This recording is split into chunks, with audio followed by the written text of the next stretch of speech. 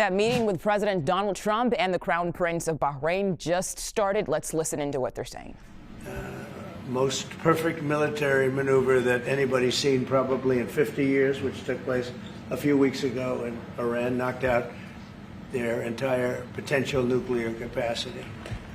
And it was obliterated.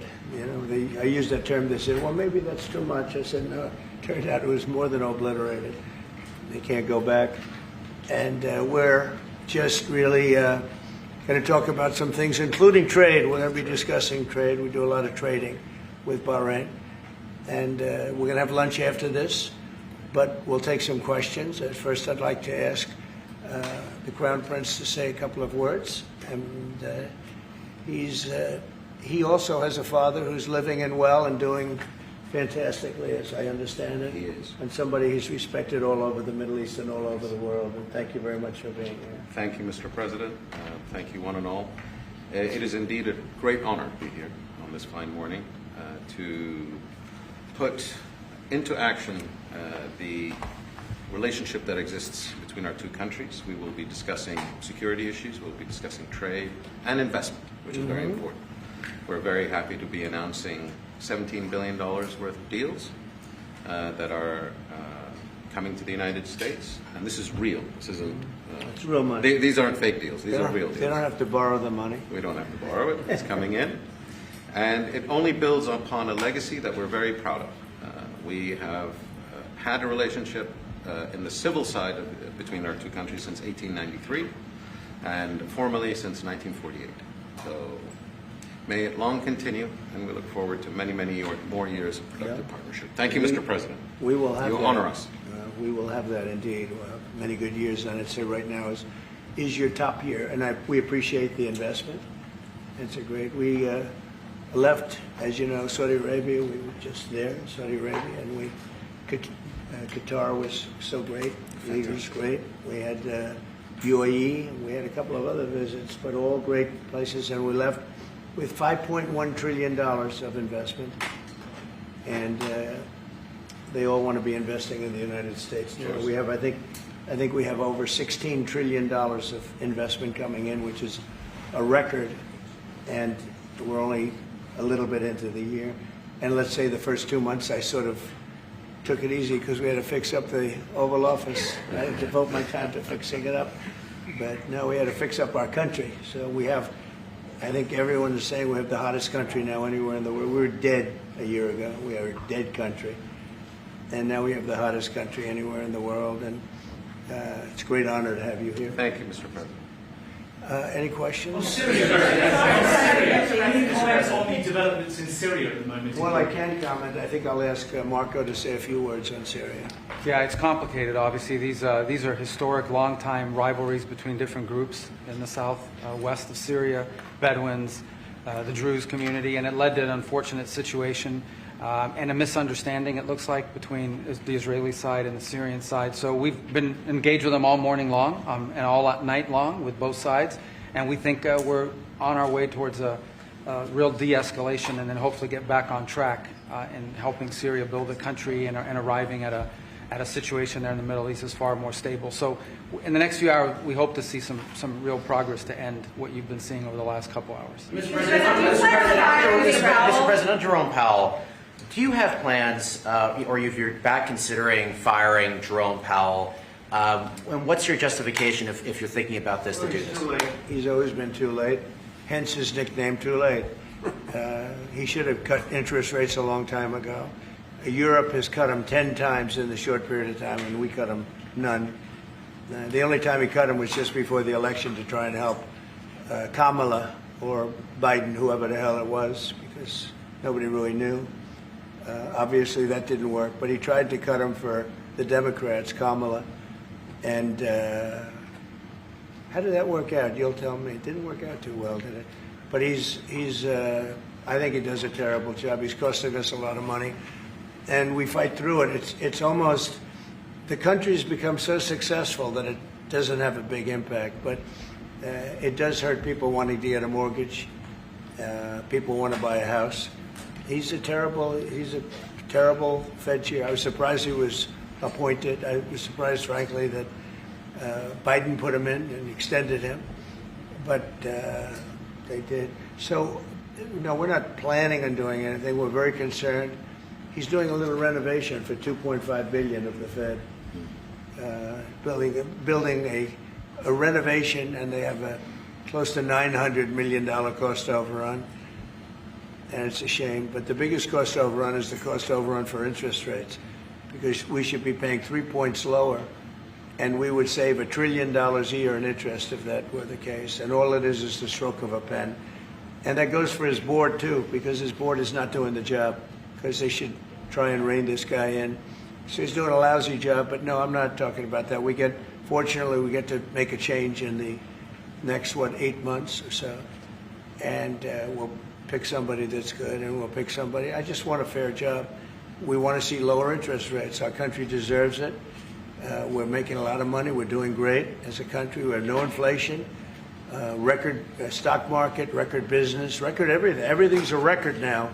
We had the worst inflation in history under Biden, and now we have almost no inflation. We've done a great job, and we should have the interest rates cut. So you're saying the other day that Scott Bessent, you're so happy with him at Treasury that he's not your top option to replace Jerome Powell whenever that may be, whenever you decide what you want to do with him. Scott's doing a very good job. I'm very happy with Scott. Is Kevin Hassett on the top of your list? Kevin's somebody would consider. Kevin is fantastic, too. We have a lot of good people for that job. It's not a tough job, to be honest. Assuming you're smart, it's not a tough job. If you're a dummy, then I guess it's a tough job.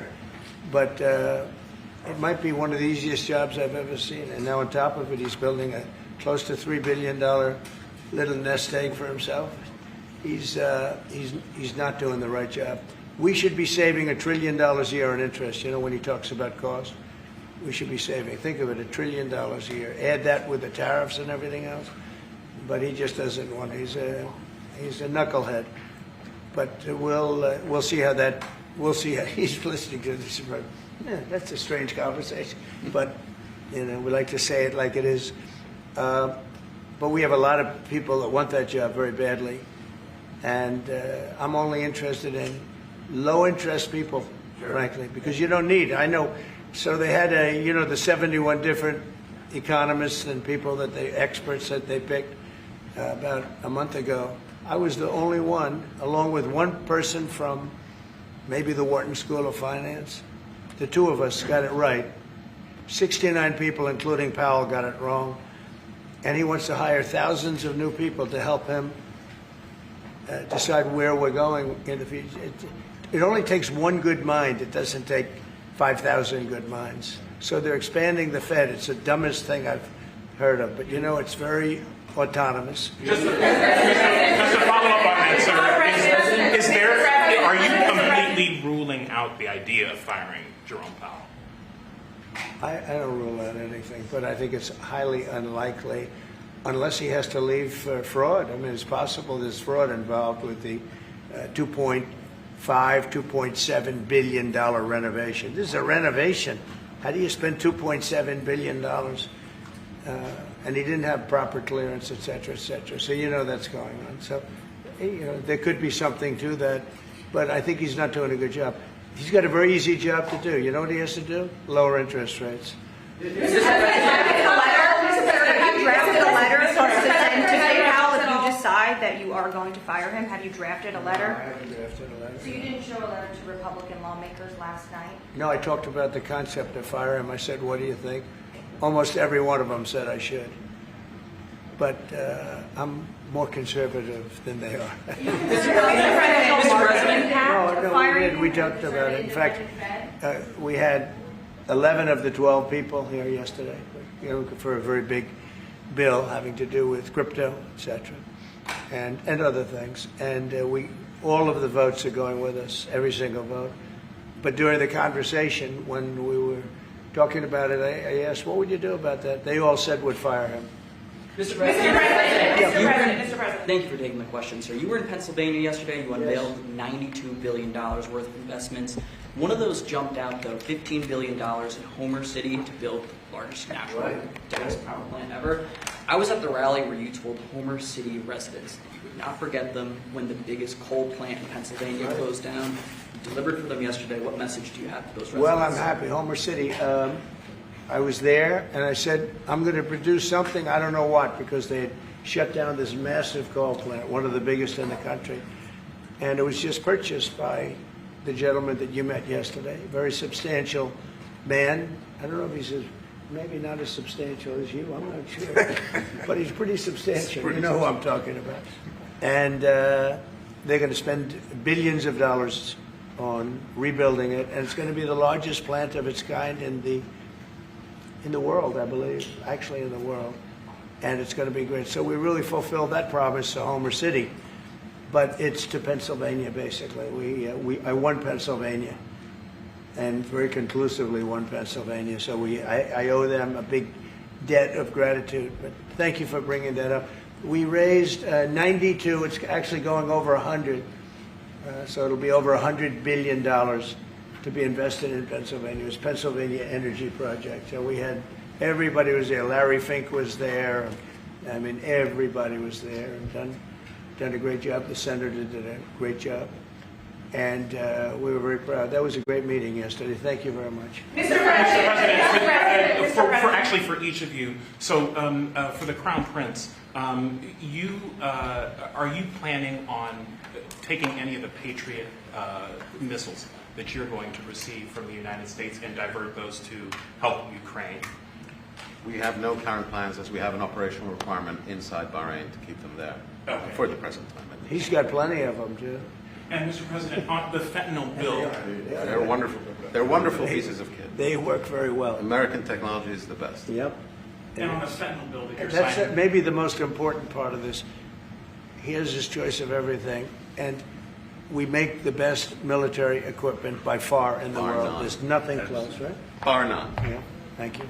And on the fentanyl bill that you're signing today, do you hope that that's going to restart law enforcement cooperation with China on getting the fentanyl? Yeah, I think China's been helping out. I mean, it's been a terrible situation for many years with fentanyl, but since I came here, we're talking to them, and they're making big steps. They're also, as you know, being penalized. You know that, right? They're being penalized with tariffs because of the fentanyl, but they want to do something. We'll see what happens. Mr. President, I know. Please. Thank you, Mr. President. An American from Tampa was beaten to death. He was killed by Israeli settlers in the West Bank. His family has been calling on you to help prosecute his killers. Are you going to do that? An American from Tampa? Yeah, your first sentence is really. Go ahead. An American citizen from Tampa, Florida, has been killed in the West Bank. His family has been asking on you to prosecute him. Are you going to help finding his Yeah, well, so first of all, have you seen yesterday, Ambassador Huckabee has asked the Israelis to conduct an investigation. We want to get all the information about who was involved. We protect all American citizens anywhere in the world, especially if they're unjustly murdered or killed. So we're gathering more information, but I hope you saw yesterday Ambassador Huckabee in Israel asked the Israeli authorities to produce an investigation and concrete information about who was responsible for his murder. They're reporting that tomorrow. We have a meeting on it. They're going to be reporting that to me. Yeah. Do you think that the Gulf area now is more secure, and do you believe that a negotiation with Iran is necessary at this stage? Well, I definitely believe that the volatility of the situation has been reduced. And we didn't know where it was going to go on the Sunday. We were very glad when we found out on the Monday. Let me put it that way. And should the Iranians want to negotiate, I believe the ball's in their court. That is the true reality of where we stand today. They are the ones that stand to benefit from a negotiation. And they do. They want to negotiate. They want to negotiate badly. We're in no rush because, we said we could have made a deal. They should have made a deal. And then we bombed the hell out of their various places. We're in no rush, but if they want to negotiate, we're here. Yeah. Mr. President, I know you want to move past all this intrigue over the Epstein files, but I do want to ask you to clarify something you said this morning. You said this was all a hoax. Has your Attorney General told you this was a hoax? What evidence have you seen of that? No, it's not the Attorney General, no. I know it's a hoax. It's started by Democrats. It's been run by the Democrats for 4 years. You had Christopher Wray and these characters and Comey before him. and it's a bad group. It started, actually, look at the Steele dossier that turned out to be a total hoax. The 51 agents, the intelligence, so-called intelligence agents, it was a hoax. It's all been a big hoax. It's perpetrated by the Democrats, and some stupid Republicans and foolish Republicans fall into the net, and so they try and do the Democrats' work. The Democrats are good for nothing other than these hoaxes. They're bad for policy. They're bad for picking candidates that can get elected. Like in New York, we have a communist running. He may get elected too, actually, but he'll destroy the city. No, it's I call it the Epstein hoax. It takes a lot of time and effort. Instead of talking about the great achievements, we've had a great gentleman. Yesterday, as you know, went on CNBC and he made the statement that Trump may go down as the greatest president of all in the United States. And instead of talking about the things we've achieved, we've had tremendous achievement. They're wasting their time with a guy who obviously had some very serious problems, who died 3-4 years ago. I'd rather talk about the success we have with the economy, the best we've ever had, and all of the things we've done, including in the Middle East. I mean, you see it. Instead, they want to talk about the Epstein hoax. And the sad part is it's people that are really doing the Democrats' work. They're stupid people. Yeah, go ahead. Mr. President, there's lots of reports coming into this meeting that you planned on firing Fed Chair Jerome Powell. Markets Is that reacted. right? Those are reports, but they're not true. So what would be useful to know, are you committed to picking someone from the outside? Are you going to interview individuals that are so on the many board people right that now? want that job. I have people that I've known a long time. They're calling me, begging for the job. You know what you need there? A smart person with common sense, but you need a very smart person for that job. I think it's one of the easiest jobs in government. You show up once a month and you make a statement about where the economy's going, and we're going to raise or lower interest rates. It's probably the easiest job I've ever seen. That's why I'm trying to figure, why does he want to expand and add more people? He's going to add more economists to tell him what to do. But the economists, I was right. All the economists were wrong. They admitted it. They admitted it this morning. Quiet. Go ahead. Mr. President, on Jerome Powell, you mentioned fraud in an earlier answer. Are you saying you want to investigate the Fed chair for fraud related to this renovation? Well, I think he's already under investigation. He spent far more money than he was supposed to on rebuilding. I didn't see him as being the kind of guy that would want to have parks, rooftop parks, and everything else on top of buildings. But who wants to spend that money for the Fed? The Fed is supposed to sit there and say where interest rates are going and a couple of other very easy things to do. And he spent $2.5 billion. I think he's got some problems. Thank you, sir. You also reported a monthly surplus in the month of June, $27 billion. $25 billion. A ton of money. With these new tariff rates coming into effect on August 1st, we're going to be bringing in even more tariff revenue specifically. How much revenue do you think we can consistently bring in from these tariffs, and how big of a game changer is this, not only for the economy, but also fiscal responsibility? Well, we're going to be bringing in, already we've brought in over $100 billion. We'll be bringing in hundreds of billions of dollars. And the tariffs really haven't kicked in that much other than automobiles and steel. August 1st is a big day. August 1st is when very substantial money comes into our country. We've made deals with a lot of great places, but we had one yesterday, that was announced. We have another one coming up, maybe with India. I don't know. We're in negotiation. When I send out a letter, that's a deal. In other words, that's a deal. They don't want to ever say that. Oh, how many deals have you made? The best deal we can make is to send out a letter. And the letter says that you'll pay 30%, 35%, 25%, 20%, in one case 50%, Brazil, and because what they're doing to their former president is disgraceful. I know the former president. He fought like hell for the people of Brazil, that I can tell you. And I believe he's an honest man. I think what they're doing to him is terrible. So, we have some pretty good deals to announce, but every time we send out a letter, that's the deal. The big one really is going to be on the 150 countries that we're really not negotiating with, and they're smaller. We don't do much business with them. because you have a lot of countries. You have over 200 countries. A lot of people don't know this, but we'll have well over 150 countries that we're just going to send a notice of payment out, and the notice of payment is going to say what the tariff, and it's all going to be the same for everyone, for that group. They don't, they're not big countries, and they don't do that much business. It's not like the ones that we've agreed with, like China, like Japan, where we're negotiating with them, but I think probably we'll live by the letter with Japan. We're very close to a deal with India where they open it up. Indonesia yesterday was, it wasn't an open country, now it is. And they have tremendous copper, quality copper, and probably the most copper. And we made a deal with Indonesia. We pay no tariff, zero, and we have total access to trade. That's a phenomenal deal for our companies. And we've agreed with them, as you know, on 19%. They pay 19%. And it's a good deal for them, and it's a good deal for us in that case. But we have a number of them coming up. But overall, we're doing well, and we're taking in a lot of money, a lot of money. We have the number one, we have the most oil of any country in the world, even more than them, which is hard to believe. But we have a little larger piece of land, right? We do, sir. But we're number one in the world in oil, and we're drilling, and today it hit $64 a barrel, which is great. And that'll help stop wars, actually. If you want to know the truth, it's going to help stop wars. And we hope to get it down a little bit more. But we have oil down to $2, $2.25, $2.50 in numerous states. We hit one at $1.98 a gallon.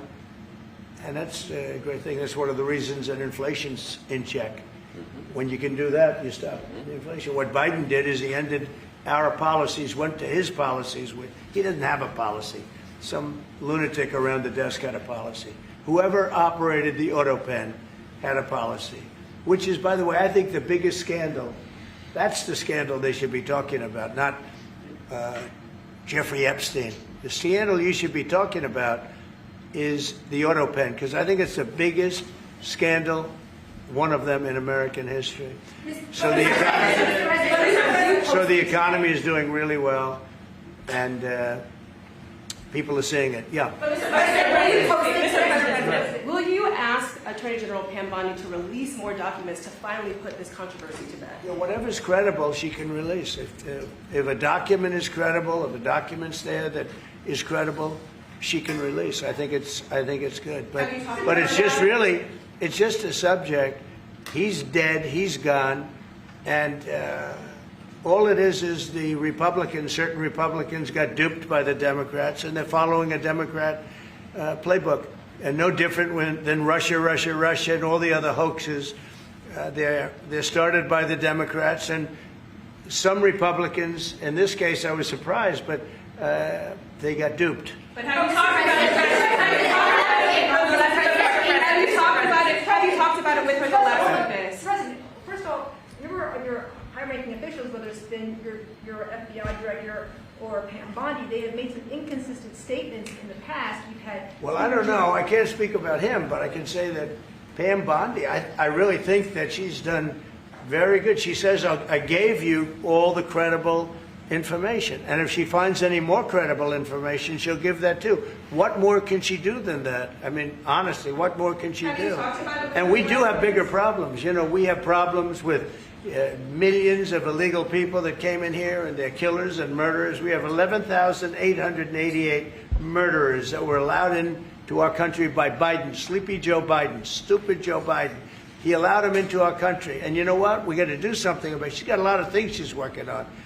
And, it's very sad that somebody can be waylaid, that just get waylaid. But I think she's doing a great job, personally. In your Truth Social this morning, you mentioned past supporters when you were talking about the Epstein issue. Does that mean that you're effectively disowning any supporters who are now calling? I lost a lot of faith in certain people, I lost. Because they got duped by the Democrats. The Democrats are good for nothing. They've done a terrible job. They almost destroyed our country. If I didn't get elected, all these numbers you're hearing about, they found $25 billion and another 25 is coming in and hundreds of billions of dollars is pouring into our country. And we just got the biggest tax cut in history. We just got the biggest regulation cuts in history. There'll be no tax on tips. There'll be no tax on Social Security. There'll be no tax on overtime. There'll be no tax on so many other things. You're allowed to deduct your interest from a car payment. That's never happened before. You borrow interest. You borrow money to buy a car if the car is made in America. And by the way, factories are being built all over America, car factories, AI factories, but you get a deduction on your interest. Nobody ever thought of that before. It never happened before. And, you know, these are the things that they should be talking about.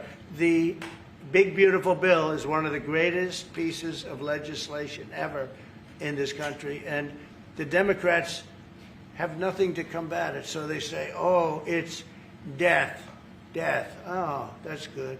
And then they give it to the fake news, which is you and a few others. And the fake news talks about the bill is death. The bill is actually life.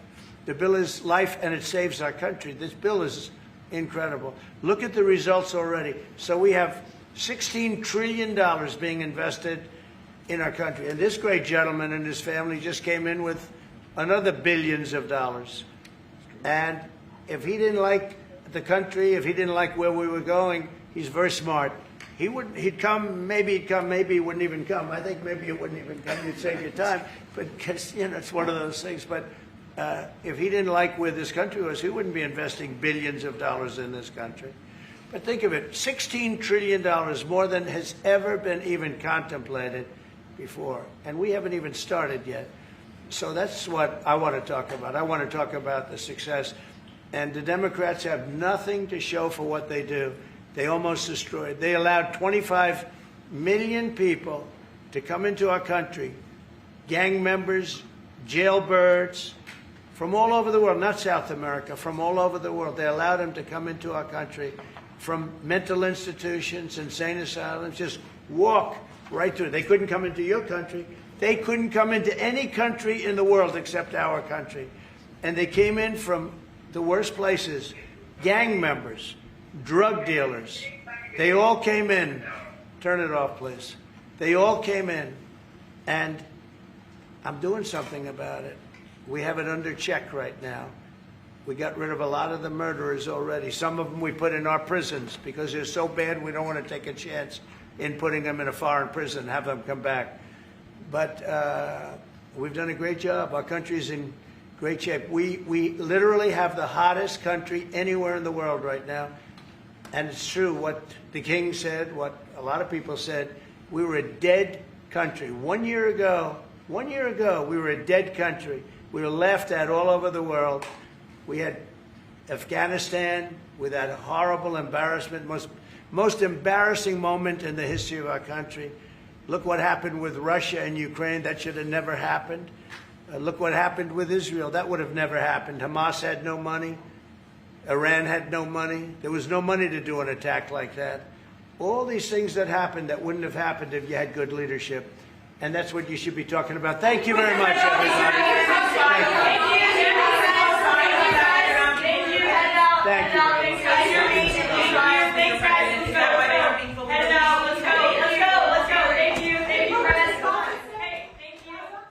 Right, you were just listening to President Donald Trump there at the White House, along with the Crown Prince of Bahrain. A lot was talked about, some investment that the Crown Prince is making here at the United States. And the president also talked about Jeffrey Epstein and whether or not there's more information out there to be released. But he has said that he thinks all of that is a hoax. But if there is more information, he wants Attorney General Pam Bondi to release all of that information. Of course, he talked about Jerome Powell as well. Reporters asking him whether or not he plans to fire Jerome Powell. He says that is not the case, at least as of right now. But he does think that Jerome Powell obviously needs to lower interest rates. So as we said, a lot of topics covered over there at the White House. And now we want to go live to the White House and CBS News senior White House and political correspondent Ed O'Keefe.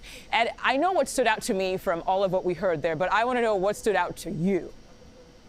Well, the biggest, most urgent headline out of that is despite some reporting this morning that he was more seriously contemplating, at least publicly now, the president saying he has no plans in the immediate future to try firing the chairman of the Federal Reserve, Jerome Powell. CBS News was first to report this morning that in a meeting with House Republican lawmakers last night here at the White House, the president floated the possibility of doing so and seemed to infer that he was planning on trying to remove Powell pretty soon.